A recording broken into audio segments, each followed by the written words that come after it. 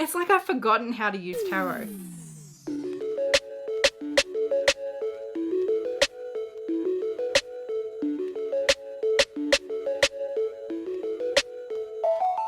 Hello friends and welcome back to another video. Today I am starting what I hope will become a series on my channel. So as you all know, I have a pretty reasonably sized collection of tarot and oracle decks. But in the last couple of years, I feel like I'm not using tarot or oracle nearly as much as I used to. And so even though I sort of have a place in my heart for all of my decks, I do, as you know, like to feel like I'm making use of the decks that I own. And right now I don't feel that way. So basically in this series, what I want to do is sort of pick a deck for each video and spend like a good amount of time with it, intentionally work with it and sort of vlog that experience with you. And then at the end of the video, I mean, hopefully I'll re-fall in love with the deck and decide that it does belong in my collection and that I do want to work with it more consistently, or I'll decide that it is time for us to part ways and to say goodbye. For our first video, I have decided to start with the Tarot de St Croix by Lisa de St Croix. So this is a deck that I have had for quite a while, but really haven't used all that much. I think I might have done one, maybe two readings with it. I think I'm going to be telling on myself quite a lot in this series, but I need to be honest if we're going to do it right. So I think that's enough of an introduction. Now we're just going to spend the next week or so together and spending a lot of good quality time with this deck. So I've been sort of thinking today about doing a reading with the Tarot de St Croix, but I sort of don't have anything I really feel compelled to have a reading about right now or do a reading about right now. I don't have any big questions looming over me. Like if I weren't doing this challenge, I wouldn't be thinking about doing a reading for myself basically. So I was having a little look at our little white book here, and there are a few spreads in the front of the book, which is cool. But there is one spread in here that is probably definitely the most unique out of all the spreads listed, and it's called the 9 Temples of Your Soul spread. I'm not quite feeling up to doing a 9-card spread just yet, but that is something that I would like to do later on in this video. For now though, this little white book has reminded me that you can just draw a single card. Lisa says here, daily card. This is more a meditative device than a reading. It is not necessary to have a specific question. Take a moment to center yourself. Shuffle and pull one card out and place it on your altar or in a visible place. As you progress through your day, check in with the energy of that card. Pay attention to the synchronicities. These are powerful messages. At the end of the day, spend a little time focusing on the card. Close your eyes and run through the events of the day. In what way has the card advised you? So I'm actually towards the end of my day right now, but that was just a good reminder that I can just draw a single card. And that's probably a good way to get back into using tarot a little bit more regularly anyway. Okay. I got the Hanged Man. This is sort of like my card numerologically, and the Hangman has always been one of my favorite cards in the deck. And this Hanged Man is really beautiful. We sort of just have the silhouette of a person hanging from a tree, although they're not like bound or anything. They look like they're more in like this really amazing yoga pose or something. It's their foot holding them up on the branch. So obviously there's a lot of strength and intention there.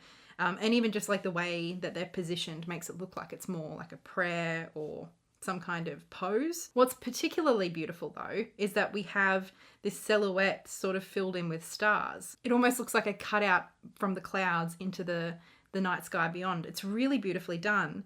And I also like that normally for a lot of Hanged Man, when we see something around the head, often it's like a halo or a sun, whereas here it's the moon. This is a really beautiful Hanged Man. I like it a lot. So the Hanged Man is one of those cards that to me, I think people read quite differently. When you hear people talk about the Hanged Man, there's a few different ways people go with it.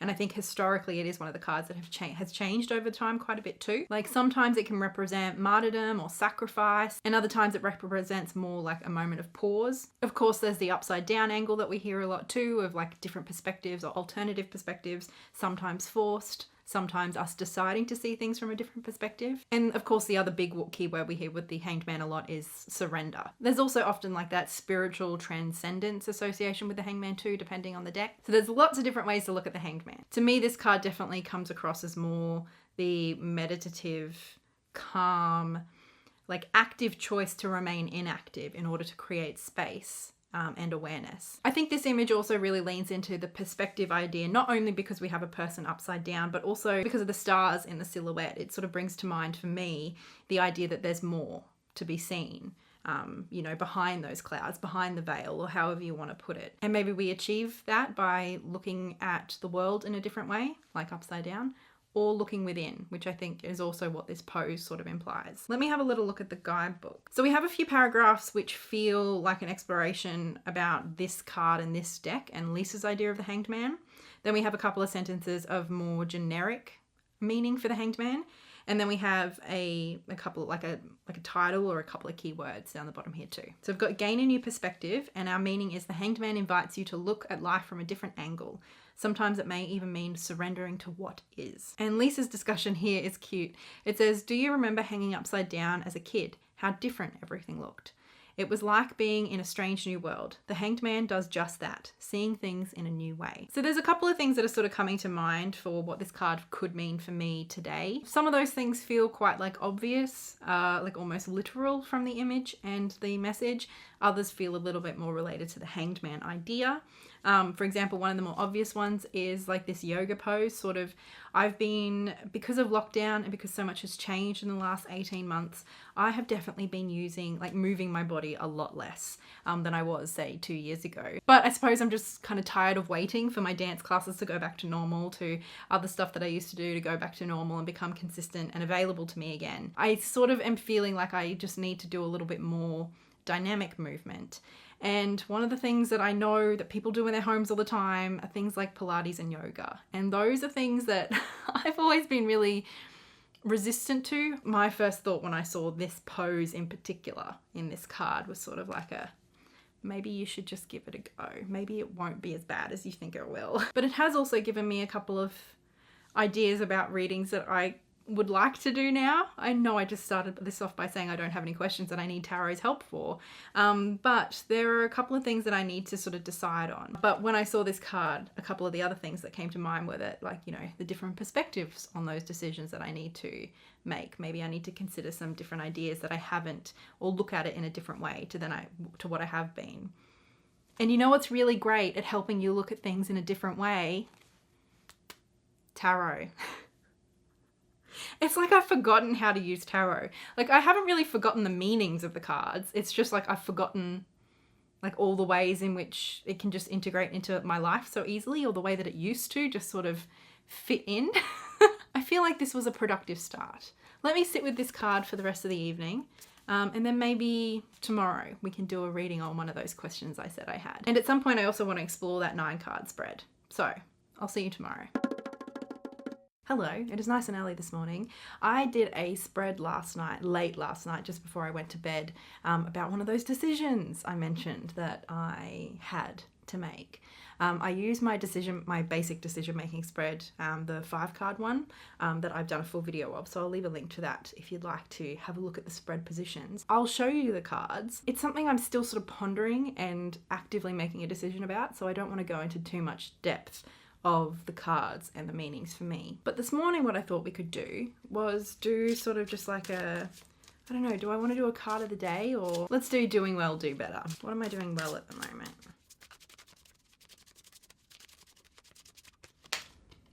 The world, everything? Am I doing everything well? I don't know, my first thought was just that I am doing well at the moment, and that I'm sort of, you know, doing well in a fairly holistic sense. You know, I'm doing well with my mental health at the moment. I'm sort of taking care of, well, doing my best to take care of my relationships at the moment. I'm working on something that I care about and that brings me a lot of creative joy, which is YouTube. I'm also, you know, engaged in topics that I care about around the world. I don't know. So I feel like this is just like a little pat on the back of like, you're doing well, like fairly holistically. Good job. That's not to say everything's perfect, but just like it's fairly well rounded at the moment, I suppose. And then what could I do better? Let's find out. The Tower. Ooh, 2 big major arcana. Cool, right. So first off, the Tower is actually my card of the year, which is a great time, obviously. Oh, I love how I think that's Carly just sort of sitting there all chill at the top of the tower. I think I definitely need to get more comfortable with the associations of this card. I mean, I have generalized anxiety disorder. I'm a terrified person, let's put it bluntly, and change scares the shit out of me. To me, the Tower can also sometimes symbolize like sort of reevaluating what's worth saving, as opposed to what just needs to be destroyed and rebuilt. Like what's salvageable, I suppose, and what isn't. This is actually also just reminding me of something quite like specific and personal, about communicating with people that I love, who I've sort of been avoiding lately, because there's a lot of complicated, difficult, challenging, scary emotions attached to them at the moment for me. And this is sort of, I don't know, reminding me that I need to just accept those really big, really scary emotions and sort of do the thing anyway. Sort of be like Carly up the top there, and be practicing maybe some like emotional regulation skills in order to do the thing that I know is important, even if there's a big shit show going on around me. Basically. Big deal with 2 major arcana. That's a lot to deal with at 7 o'clock in the morning, but I have to get ready for work now. Hello again. I thought today we could do just something simple. It's one of my favorite exercises to do with tarot, and it is Gratty Tarot. This was an exercise Carrie Mallon started as an Instagram challenge like years ago, and I've made a video about it. Like, it's just such a simple thing, but it's one of those things that has really stuck with me in my tarot practice, and I love it. Basically, it's just an exercise where we draw 1 card and then we use that card to come up with something that we can focus on being grateful for the day. Okay, we got the 10 of Pentacles, which is an interesting 10 of Pentacles. We've got a whole bunch of sort of figures here, and they look like they're having a good time at a disco, dancing. I love it. So some of the keywords we hear about the 10 of Pentacles can be things like abundance or tradition or legacy. And I think this card definitely like exudes a feeling of abundance. There's a lot going on, but it all looks so joyful. Like these people are just reveling in their like physical experience. And I suppose what this is making me think of is to be grateful for my body and what it can do and how much joy moving my body can bring me. I mentioned the other day that the Hanged Man reminded me that I should probably do some yoga or Pilates or something of that nature. And I actually did. I did my first class yesterday. I'm a little sore from it today, but I feel really good about the fact that I'm trying to move my body in different ways, and that even though I can't go to my dance classes right now like I would like to, I can't do other things that I would normally do, my body's still a pretty cool thing, you know? Like it's pretty amazing. So like I said, a very, very simple practice, but one that I think can be a really beneficial one and that I love to do. Hi friends, we are facing down at the desk today because I wanted to take you through the 9 card spread that we mentioned at the beginning, the 9 temples of your soul. So I thought we could more look at this as like a mid-year check-in spread. Okay, I've got all my separate piles. This is fairly complicated. Now I just have to, let's have another look. Pull a card from each one, I suppose. So let's start with the majors for what is my soul telling me. I got the Emperor. Cool, okay. Now we're on to the cups, which is what emotion needs attention. It's kind of hard shuffling with, a smaller number of cards. Got the 4 of Cups, okay. Next we're using the Pentacles to find out what work or physical issue do I need to focus on at the moment. The Ace of Pentacles. Next up we have the Swords and what do I need to plan? The 3 of Swords. I might put this down here so we can fit all of them on. Next card is the Wands, and what is the spiritual teaching? Woo, okay. 10 of Wands it is. Okay, next we have to shuffle the 4 pages and find out what new pursuit should I follow. The Page of Swords. Next up the Knight, and what action should I take? The Knight of Swords, lots of swords. Queens, how can I nurture myself? Queen of Wands. And our last card is the Kings, how can I lead others or share my talents? Okay. The King of Wands. So the Emperor for what is my soul telling me? It's funny that this card comes up because the Emperor is kind of one of my least favorite cards. And I don't know, to me this Emperor definitely looks like he's sort of, taking charge of a project.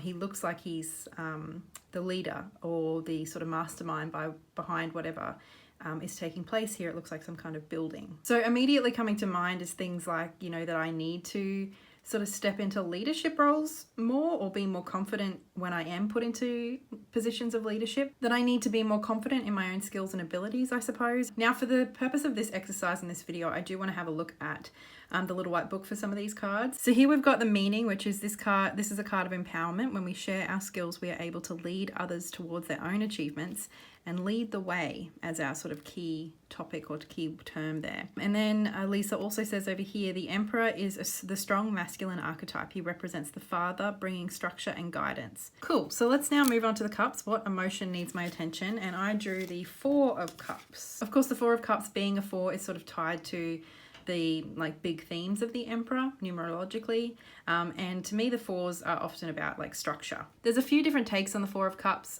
This one seems sort of more like a serene one and more like a conscious choice to turn away from these cups that like aren't serving this character anymore. Obviously the cups here do sort of look like, especially the one that's full, it sort of looks like beer. And as someone who has had substance abuse issues, and beer was my drink of choice most of the time, when I first got sober, there was definitely this process for me of like learning to really pay attention and to decide what to pay attention to. And particularly for me, that was paying attention to the present moment and to nature, my experience of nature. And given that the 4 numerologically, like as an umbrella, is sort of about structure, I am sort of thinking about boundaries around like my emotional capacity when this card comes up. Next we had our Pentacles card, and I drew the Ace of Pentacles, and this was to represent the work or physical issue that I need to focus on. And the Ace, the first of the suit, number 1, to me is always about like potential and opportunity. And so I think here it's about considering what opportunities and potential I have in my life at the moment in terms of my resources, I suppose. Making sure I'm taking the opportunities that are available to me now to make sure that all of that stuff, well, giving it the best chance to sort of thrive going into the future. Next we have the Swords, and I drew the 3. And in this spread we're asked about what we need to plan with the Swords. And for me the 3s are like essentially about growth. And so the 3 of Swords can either be about something getting in the way of that growth, or it can also be growth that can come through difficulty, like sort of like growing pains in a way. Like if you can move through something that's really challenging, difficult, even painful, there is healing and growth to be found through that experience. Also in this deck, I'm only just noticing now, whereas this middle sword, it sort of looks like, I don't know if you can see that, it almost looks like it has a thread going through it. Like this is actually a needle, not a sword. Let me have a quick look at the book. Let's have a look. So over here, the 3 of Swords, the flaming heart represents passion. 3 needles pierce the heart, but 1 is mending the broken heart. Yeah, cool. So our meaning is forgiveness heals betrayal and heartbreak. And then our Wands card, I drew the 10, and this is supposed to represent our spiritual teaching, I think, which is interesting. And the 10s often represent like the completion of something or the culmination of something. I like here how the wand that he's holding here, I don't know if it had leaves before, but it's almost like it's coming back to life, or like there is new life here on this side of the rainbow, on this side of the dome. To me, this is sort of connecting back to what we spoke about in the 4 of Cups, and the fact that like this tree over here is dead, but then when we come through here and we sort of like see things for what they are, it's almost like a clarity that comes with like just seeing things, like seeing the truth of something and not being weighed down by dogma or assumptions or expectations or whatever, and just breaking through that cloud and seeing things for what they really are. I think it's also about remembering and reconnecting to just like the simple magic of the world and the beauty of the world that we maybe not always pay attention to because we're too busy living, I guess. So those are some thoughts on that one. Next we have our Page card, and I drew the Page of Swords, and this was to represent a new pursuit I should follow. And it sort of looks like someone on a blackboard studying mathsy stuff. To me, the Page of Swords so often is just about like being open to new ideas, like curiosity that comes with that openness, and just sort of like saying yes to things, not necessarily in agreement, but yes to like being open to considering them, to thinking about them, to engaging with them at all. Like that's sort of a lot of what the Page of Swords means to me. And then our Knights, which is what action should I take? And I drew the Knight of Swords. which is really interesting. It's sort of throwing back to the Ten of Wands for me. I always think of the Knight of Swords as like quite an optimistic character. So to me, this card is definitely sort of reminding me of like the projects that I have going or like that I've been considering lately, and how I just need to sort of like stop letting my judgment be clouded by uncertainty and fears and like pessimism, I suppose, too sometimes, and just sort of like see the opportunity and go for it. Like that's what I'm getting from this. Or maybe even not see it, but find it, make the opportunity, like our knight here is. Next is our queen, and it's how can I nurture myself? And I drew the Queen of Wands. I think this card is just all about trying to remember my strengths and my own inner power, and just sort of like reminding myself to be comfortable and confident. I'm not like an inherently not confident person, but I can sort of forget about my own strengths and sort of forget to nurture confidence in myself. And then the king was, how can you lead others or share your talents? And I drew the King of Wands. So this is our King of Wands here. Now, I don't really like to think of myself as much of a leader, although the Emperor card maybe suggests that that's something I need to change, or at least allow myself to be a leader when it's appropriate. But it's not really like a position that I feel most comfortable in, or that I feel like is my natural talent or whatever. But this guy sort of just looks like he's mastered things on his own, and now he's sort of presenting them to people who want to share in that wisdom and what he's learnt and discovered. So that's sort of the vibe I'm getting from this. So an interesting spread, a large one. So this is something that I'll be sitting with for a little while, I think, just to sort of consider, because I'm also trying to like create a video right now. So there's sort of like a more going on in my mind than just doing a reading. So I'm going to sit with this for a little while and just consider what else might be coming up for me, what patterns I might see, or just, you know, letting it sort of mellow for a little bit. So we are done with this little experiment with the Tarot de St Croix and our intensive couple of weeks of working with it. Now we just have to sort of have a bit of a chat about my thoughts and whether this deck is going to stay with me. So this deck is beautiful. The cardstock's incredible. I love this little box. The little white book is like really helpful, gives you heaps of info without giving you too much. I love how so many of these cards are specific to the creator, and she's really put a lot of thought into making this deck hers. There's just like a personality to this deck that comes from Lisa that I think is really well considered and really well executed. I also really enjoy this artwork. I think it's like colorful and fun and vibrant, but there's like this earthiness to it. I also think I had some pretty good readings with this deck. Like, I don't think a deck makes a reading, right? Like, that's not what this was. This wasn't like a test of whether this is like a good tarot deck. I enjoyed the readings I had with this deck and I got plenty out of them. That's largely because like I know the system of tarot, right? Like I can use any deck and have a good reading. That's not so much what this was testing. It was more just like my like feeling working with this deck, and like my attachment to it, my excitement when working with it, all of that sort of stuff. So as much as I liked this deck, and I really like it. I think it's a great deck. And as much as like I enjoyed the readings I did with it, I can't say I had, you know, like that spark with it. I didn't feel fizzy using it, as Kellyanne would say. I didn't feel excited to be going to this deck specifically, I guess. And that really is some kind of like X factor thing, right? Of just like, you know, you can't always explain why you get along with a particular person or why you love that particular song. I sort of feel like I'm just missing that with this deck. Like the magic little spark between us isn't there. I guess at the end of the day, would I rather be using some of the other decks that I have on my shelf? Yes. And if I'm intentionally wanting to reduce my collection size and I have a limited amount of shelf space, so ultimately that is what it comes down to for me. And like, it's sort of a weird thing to like, there's nothing I can point to that I don't like about this deck. It's fabulous. I just don't love it. And I want to like love every deck in my collection. I want it to be the sort of deck that I'm like desperate to pull out and I can't wait to pull out. There are just other decks that I love more, and this one didn't win me over this last fortnight. So I think I'm calling it. I'm ready to sort of say goodbye to this deck. So what I'm thinking I'm going to do is to see if anyone over on my Patreon would like this and maybe do a giveaway over there.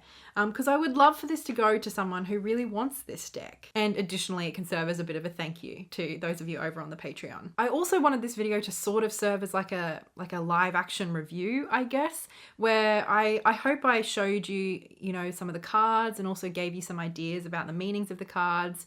Like, yes, I was doing readings, but I was also just exploring tarot with you in this video. And as this is the first in the series, I'd love to hear your feedback on sort of like the format format of this video? Are there things that you'd like to see more of, see less of? I don't know, let me know. And just quickly before I go, I wanted to say a big thank you to everyone over on my Patreon for all of your support, and especially big thank you goes to Livia, Laurie, and Lynette Brown. If you would like to support me and my channel and what I do here online, you can join those lovely people in the description box below over on my Patreon. It's a sliding scale starting from just $1. If not, that's cool too. You can also support the channel by liking and leaving a comment. I always love reading your comments. And even if you just want to like leave an emoji or something to let me know you were here and that you enjoyed the video, I appreciate that too. So thank you to all of my Patreons and for you for watching. So that is it for today. Thank you so much for watching and following along on this journey with me. I will see you in the next video, and until then, so much love. Bye.